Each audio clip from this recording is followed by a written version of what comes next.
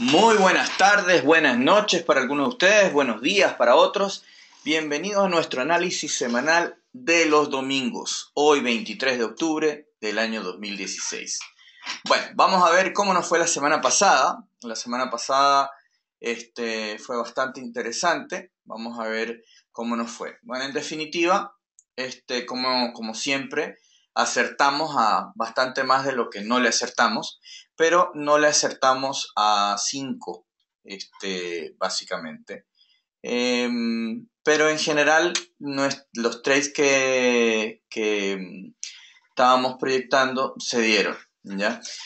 En definitiva, vimos un dólar mezclado, perdió un poquito frente a la libra, ganó mucho frente al dólar, ganó un poco frente al dólar australiano, perdió algo frente al dólar neozelandés, ganó frente al dólar canadiense y perdió algo frente al dólar frente al yen, ¿ya? Pero en definitiva fue una semana bastante buena. El dólar estadounidense se tomó un descanso la semana pasada, pero al final de la semana renovó su fortaleza y nos dio nuevos máximos de 7 meses frente al euro y frente al dólar canadiense. Esta semana tenemos discursos de parte de Mark Carney y Mario Draghi. También tenemos los pedidos de bienes duraderos de Estados Unidos y el PIB del Reino Unido y de Estados Unidos. Los datos que salieron desde Estados Unidos la semana pasada fueron bastante positivos, con una sorprendente ganancia de 3,2% en las ventas de casas existentes, superando las previsiones. Por otro lado, los nuevos permisos de construcción para viviendas particulares alcanzaron una tasa anual de 1,1225 millones en septiembre. Esto es un 6,3% por encima del nivel de agosto. Además, los datos de fabricación del área de Filadelfia siguieron siendo positivos con un 9,7, a pesar de una disminución de un 12,8 en septiembre. Todo esto proporciona un buen impulso para que el dólar retomara su fortaleza. La semana pasada fue en su mayoría tranquila. El dólar estuvo mixto, primero débil, después fuerte. Mientras que el dólar canadiense y el euro fueron los más débiles, el dólar neozelandés fue el más fuerte. Las operaciones que recomendé la semana pasada de venta del euro dólar dio una ganancia de 88 pips, mientras que la de compra del dólar yen perdió 36 pips. Esta semana tenemos varias noticias de importancia. Si tuviéramos que elegir un trade para esta semana, yo vendería el euro dólar, vendería el dólar australiano dólar, vendería el dólar neozelandés dólar y compraría el dólar yen y el dólar canadiense. Siempre acuérdense que hay que determinar cuánto puedo arriesgar antes de entrar a una operación y siempre hay que operar con un stop loss. Yo personalmente nunca entro a un trade arriesgando más del 1 o 2% como mucho. Y eso se determina antes de entrar. Bueno, como ustedes pueden ver, tenemos algunas noticias, empezando desde ahora domingo, aunque tenemos un feriado bancario en Nueva Zelanda. Así que el mercado de hoy en la noche o de la mañana de Nueva Zelanda va a ser un poco tranquila. Bueno, en fin, aquí tenemos el calendario que siempre les proveo todas las semanas. La próxima semana, el sábado, finalmente va a haber un cambio de hora. Quiere decir que para aquellos que nos levantamos para la apertura de Londres, vamos a levantarnos una hora después. Bueno, las principales noticias de la semana, empezando por el día martes a las 8 de la mañana, es el clima de negocios alemán IFO. El clima empresarial en Alemania registró su mayor incremento mensual desde julio del 2010, llegando a 109.5 desde 106.3 en agosto. El sondeo mostró que los fabricantes ya no están preocupados por el Brexit y están más optimistas sobre las perspectivas futuras. Los economistas esperaban una lectura de 106,3. Sin embargo, a pesar de que la lectura salió positiva, muchos analistas creen que Alemania no puede seguir confiando en el consumo doméstico y la construcción para el crecimiento y necesita reformas estructurales en ambos casos. Los economistas esperan un nuevo aumento, en esta ocasión a 109,6. Luego tenemos el martes a las 14 horas GMT, la confianza del consumidor de Estados Unidos. La confianza del consumidor de Estados Unidos subió inesperadamente en septiembre a un máximo de 9 años, de 104,1 desde 101,8 en agosto, lo que refleja que hay optimismo sobre la salud de la economía por parte de los consumidores. Los economistas esperaban que el índice disminuya a 98,6 en septiembre. Las condiciones actuales aumentaron de 125,3 a 128,5 y el índice de expectativas se elevaron de 86,1 a 86,8. En esta ocasión se espera que la confianza del consumidor de Estados Unidos disminuya a 101,5. Luego, el mismo martes a las 14:35 horas GMT, vamos a tener una charla de parte de Mark Carney. Mark Carney es el presidente del Banco de Inglaterra, ¿ya? O el gobernador, como le dicen allá. Él va a hablar en Londres a la Cámara de los Lords del Comité de Asuntos Económicos sobre las consecuencias económicas del Brexit. Se espera volatilidad en el mercado va a estar viendo esto con mucha atención. Les sugiero que no estén en una operación con la libra, porque esto puede saltar para arriba y para abajo de una manera muy agresiva. Y bueno, eso básicamente. Luego, el mismo martes, a las 15:30, ¿ya?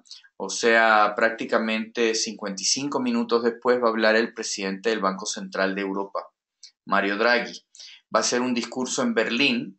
Draghi podría hablar de la inclinación del Banco Central Europeo para añadir un estímulo adicional en diciembre, que ya se está rumoreando, y dar más pistas sobre los siguientes movimientos de tipos. Se espera volatilidad en el mercado. Luego pasamos al día miércoles, los inventarios de petróleo, el miércoles a las 14:30. Los inventarios existentes de Estados Unidos de crudo cayeron en 5,2 millones de barriles a 468,7 millones la semana pasada, en contra de las previsiones de que habría un aumento de 2,2 millones. Tras este comunicado, los precios del petróleo subieron. Vamos a ver cómo va en esta ocasión. Luego, el día jueves, a las 8:30, horario GMT, tenemos los datos del PIB del Reino Unido. La economía del Reino Unido se expandió un 0,7% en el segundo trimestre, en medio de un impulso en el crecimiento que viene desde antes de la votación para salir de la Unión Europea. La lectura fue mayor o mejor que la tasa de crecimiento del 0,4% esperada por los analistas. Sobre una base anual, la economía creció un 2,2%. La producción industrial se aceleró a un ritmo más rápido desde el 1999 y el sector de servicios también mejoraron. Sin embargo, todas estas cifras del segundo trimestre reflejan el último cuarto y no evalúan la situación actual de la economía del Reino Unido o de lo que ocurrió después de la votación del Brexit. Se espera que la tasa de crecimiento del tercer trimestre alcance el 0,3%. Tenemos que acordarnos que el hecho que hayan votado por el Brexit en realidad no cambió nada en el momento, ¿ya? Los cambios se están empezando a dar. De hecho, recién Inglaterra va a oficialmente salirse de la Unión Europea y todavía no han hecho realmente nada para hacerlo. Entonces, más bien es lo que se viene, no lo que pasó. Bueno, de ahí tenemos el mismo jueves, 4 horas después, tenemos los pedidos de bienes duraderos de Estados Unidos. Los pedidos de productos de bienes duraderos se mantuvieron estables en agosto, lo que sugiere una desaceleración en el gasto de las empresas. Los pedidos en los 8 meses del 2016 cayeron un 0,6% en comparación con el mismo periodo del año anterior. La principal debilidad se produjo en las industrias de energía por las caídas en la inversión, pero la demanda fue floja en todos los ámbitos. Sin embargo, el informe ofrece un lado positivo que muestra un modesto aumento en el gasto de equipos e instalaciones en los últimos meses. Mientras tanto, los pedidos excluyendo transporte cayeron un 0,4% en agosto, cayendo los 3 de los últimos 4 meses. pero el aumento de la inversión empresarial sugiere una mayor confianza. Se espera que los bienes duraderos aumenten un 0,1% en septiembre, mientras que las órdenes básicas se espera que ganen un 0,2%. Y las últimas dos noticias de la semana son el mismo jueves a las mismas 12:30 horas, que son las peticiones de desempleo, que la semana pasada aumentaron inesperadamente por 13.000 peticionarios de desempleo, llegando a 260.000 la semana pasada. Pero esto se le atribuye al huracán que pasó por el suroeste, ya que muchas empresas fueron cerradas debido a las inundaciones y los daños que esta produjo. El promedio móvil de 4 semanas aumentó en 2.250 a 251.750 la semana pasada. La lectura sigue en mínimos de 4 décadas. Se espera que el número de nuevas solicitudes de desempleo llegue a 261.000 esta semana. Y por último, el día viernes tenemos una noticia muy importante, que son los datos del PIB de Estados Unidos. La economía de Estados Unidos se expandió un modesto 1,4% en el segundo trimestre en comparación con el mismo periodo del año pasado. La lectura fue por debajo del pronóstico de crecimiento del 2,6% que los economistas habían proyectado. Las empresas redujeron sus gastos por tercer trimestre consecutivo en medio de incertidumbre sobre las elecciones en Estados Unidos y el voto del Brexit del Reino Unido para salir de la Unión Europea. Sin embargo, el gasto del consumidor siguió resistiendo bien, aumentando un 4,2% en comparación con hace un año, en medio de las condiciones positivas laborales que hay y los sueldos o salarios más altos. Las estimaciones para el crecimiento del PIB en el tercer trimestre son del 2,5%. Así que esa va a ser la noticia fuerte de la semana. Si es que vemos que sigue aumentando el PIB, y sobre todo si tenemos una cifra mejor aún que el 2,5, probablemente vamos a ver al dólar volar frente a todos sus rivales en las próximas semanas.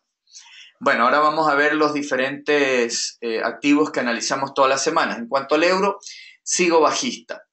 En esta semana tuvo una mala semana, cayó a mínimos de 7 meses en medio de la reunión del Banco Central. Y esta semana tenemos algunos PMI, tenemos los datos de inflación del PIB y otro discurso de Draghi. Draghi dejó el mercado adivinando sobre el próximo movimiento del Banco Central Europeo, pero dijo que será en diciembre. El euro subió inicialmente cuando dijo que no se discutió extender la expansión cuantitativa, pero luego cayó drásticamente cuando se supo que prácticamente no hablaron de nada concreto. La combinación de una baja inflación, riesgos a la baja y el crecimiento poco convincente hizo que el euro alcanzara mínimos de 7 meses. Mientras que por el otro lado, en Estados Unidos, el dólar se tomó un respiro a principios de la semana, pero después reanudó su tendencia al alza. La divergencia política monetaria entre el dólar o entre Estados Unidos y entre la Comunidad Europea es cada vez más fuerte. El dólar llevaba funcionando dentro de un estrecho rango durante demasiado tiempo y finalmente eligió una dirección. Y esta es a la baja tal como esperábamos. Y lo más probable es que sea por un tiempo. Ahora, lo otro que puede a Draghi o al Banco Central Europeo le conviene que el euro baje, que el euro se desvalorice, porque eso va a hacer que sus productos sean más competitivos, más baratos y que aumente su producción de fabricación, etc. Así que podría ser que Draghi en su discurso, por ejemplo, tiene un discurso como acabamos de ver el día martes, podría tratar de golpear al euro ahora cuando está cayendo como para que caiga más aún. Así que sigo bajista, no veo ninguna otra posibilidad que ser bajista.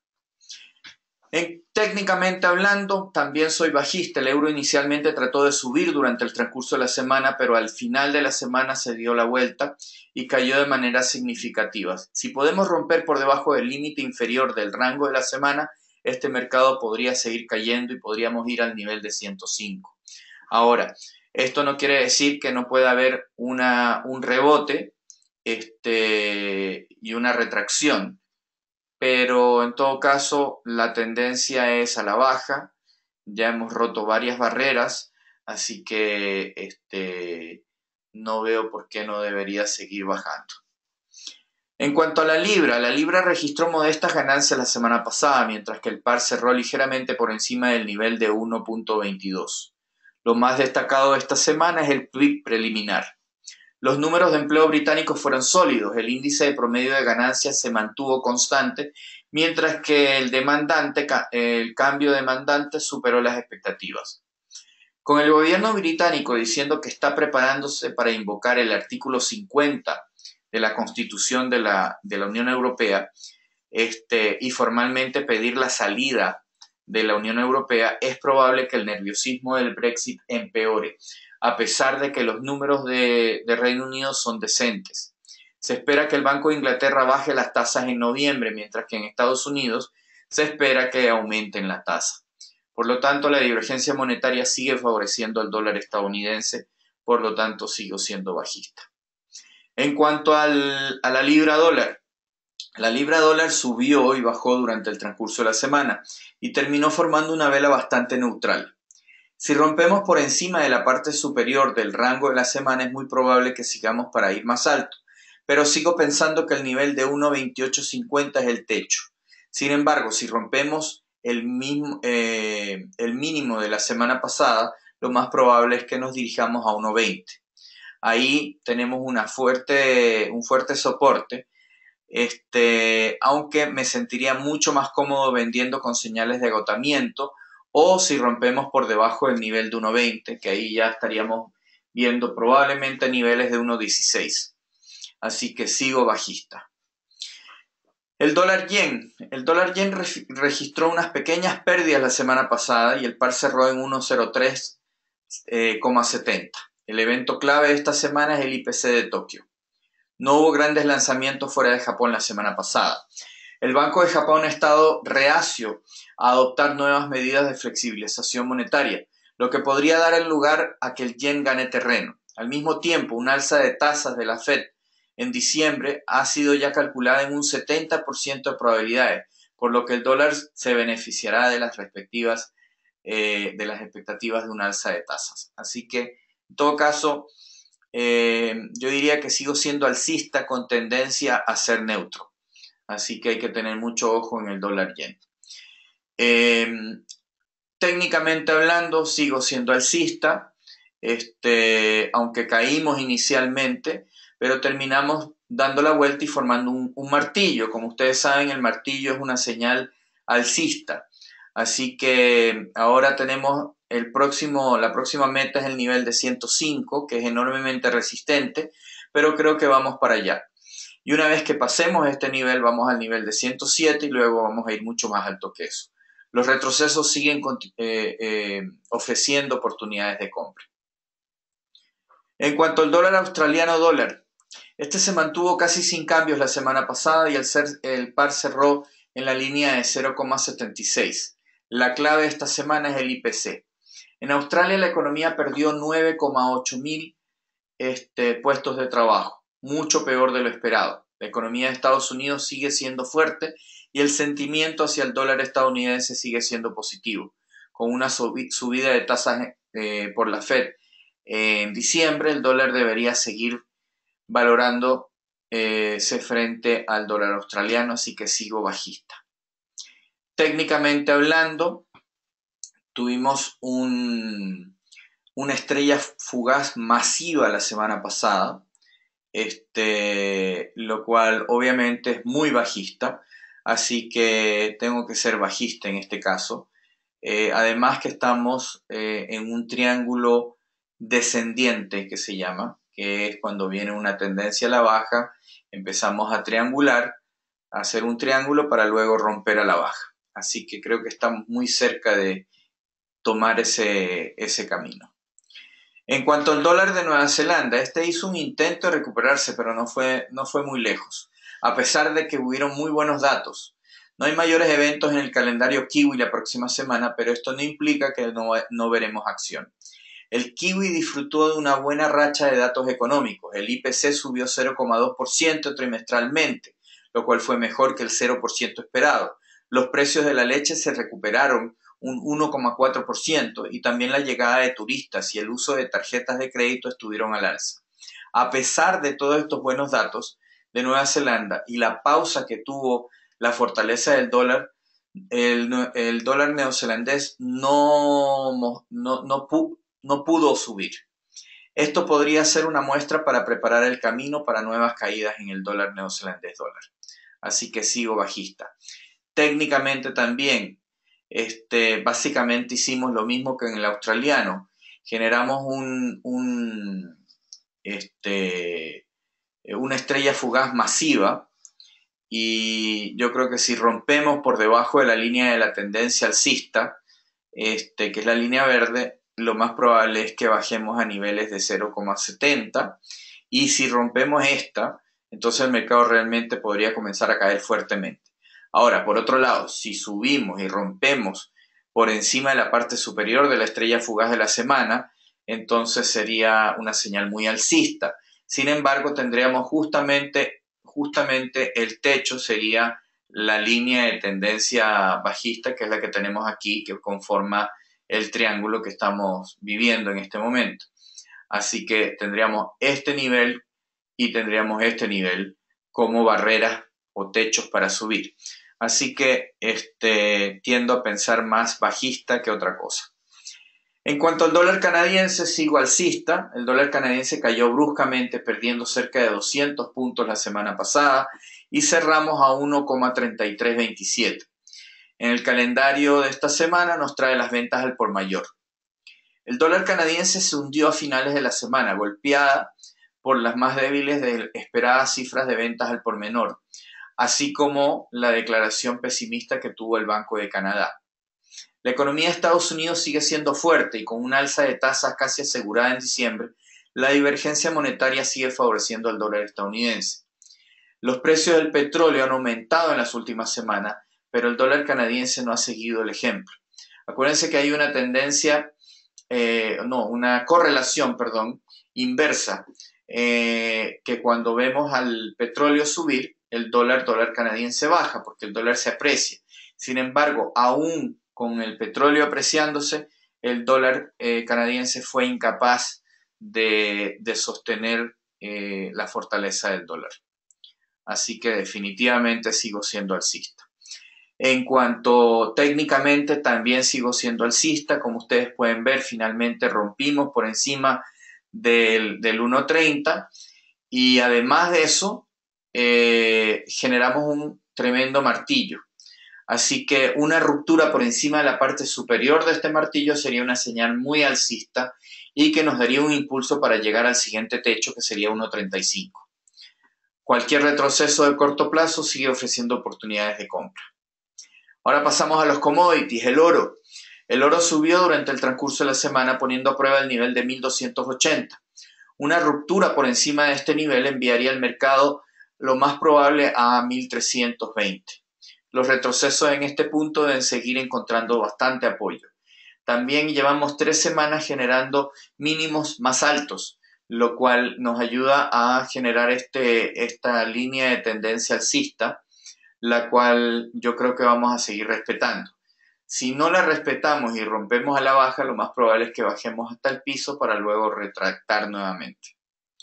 En cuanto al petróleo, el petróleo West Texas Index, o el petróleo ligero, crudo y dulce, inicialmente trató de subir durante el transcurso de la semana, pero luego se dio la vuelta y terminó formando una estrella fugaz. Esta es la segunda estrella fugaz consecutiva semanal, por lo que parece que estamos empezando a tratar de darnos la vuelta. El nivel de 52 parece ser masivamente resistivo, no ha logrado romper este precio, así que siendo este el caso, no me sorprendería en absoluto ver retrocesos. Sin embargo, si rompemos por encima de esta estrella fugaz, y más importante que eso, el nivel de 52, sería una señal muy alcista y podría enviar el mercado mucho más alto. Así que hay que prestar mucha atención a este mercado. Soy bajista, pero si rompemos 52, cambio alcista. En cuanto al índice del dólar, como ustedes pueden ver, inicialmente bajó en el transcurso de la semana pero terminó formando un martillo muy alcista. Con esto lo más probable es que sigamos subiendo, aunque no descarto pequeñas retracciones antes de seguir subiendo. En todo caso, sigo siendo alcista, y creo que vamos a llegar a niveles de 100 y de ahí vamos a romper nuevamente al alza. En cuanto al cobre, el cobre intentó subir inicialmente en el transcurso de la semana, pero terminó cayendo con cierta fuerza. Terminamos la semana justo en la línea de tendencia alcista, por lo que si rompemos el mínimo de la semana pasada y la línea de tendencia alcista, podríamos caer con fuerza. Sin embargo, lo más probable es que rebotemos de aquí para intentar llegar a la línea de tendencia bajista y seguir en este rango en el que llevamos ya algún tiempo. Así que lo más probable es que subamos, choquemos, bajemos, después choquemos nuevamente y subamos hasta que finalmente rompamos. Y al romper yo creo que romperíamos a la baja porque todavía venimos en una tendencia bajista muy fuerte. Sin embargo, no descarto la posibilidad de que rompamos ahora. Si es que rompemos ahora,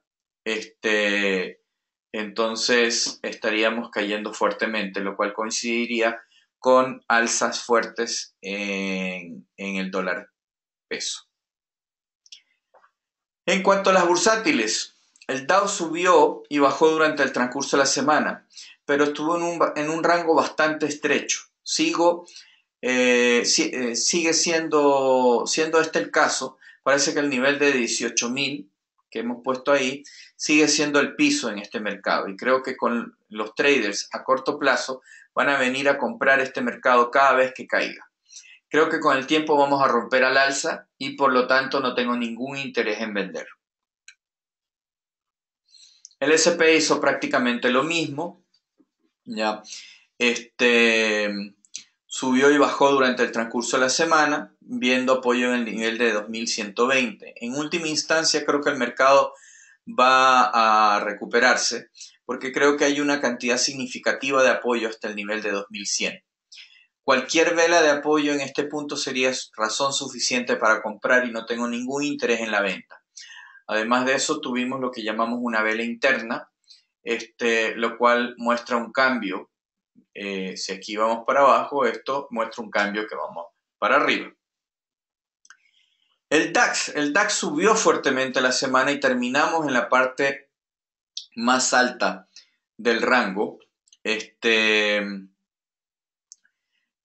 Así que ahora tenemos que lidiar con el nivel de 10.800 que ofrece mucha resistencia.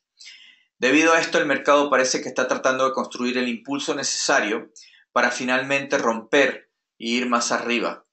Una vez que estemos por encima del nivel de 10.800, siento que el mercado va a subir mucho más. Con el euro depreciándose, el DAX debería continuar atrayendo a los compradores sobre una base de exportaciones más fuerte. Y obviamente también de una base de que al depreciarse el euro, siempre van a haber alzas en las bursátiles.